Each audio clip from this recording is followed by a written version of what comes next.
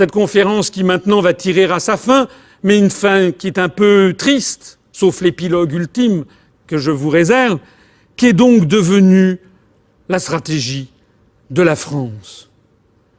Et qu'est-ce que notre histoire nationale nous enseigne pour les temps à venir? Eh bien, vous vous rappelez Pétain et toute notre histoire, lorsqu'on voit les étoiles d'or qui réapparaissent, c'est toujours mauvais signe.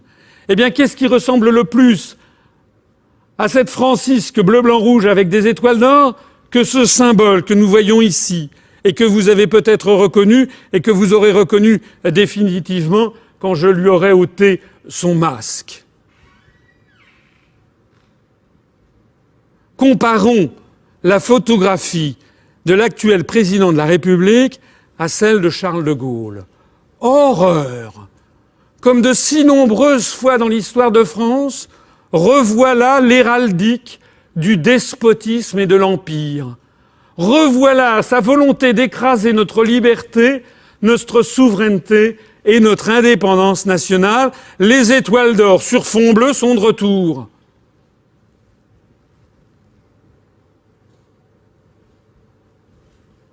Ainsi donc, on peut mesurer cette étonnante pulsation de l'histoire de France. L'histoire se répète, encore et encore et encore. Rappelez-vous comment elle a commencé avec l'héraldique céleste, qui avait été choisie par les successeurs du Capet pour faire pièce à Othon Ier. Le drapeau bleu aux fleurs de lys d'or, ou blanc aux fleurs de lys d'or, ça dépend de quoi on parle. Enfin, symbole de la monarchie française. Vous vous rappelez? Ensuite, voilà, bleu ou blanc. Et puis, la Révolution française, avec l'apparition de la souveraineté nationale, la disparition de tous les symboles d'or, et puis le bleu, le blanc et le rouge, qui sont le symbole du peuple français, qui essaye de mettre la main sur la souveraineté. Et puis, vous vous rappelez la suite. La suite, c'est Napoléon, qui fait revenir les symboles d'or pour montrer qu'il retire au peuple sa souveraineté.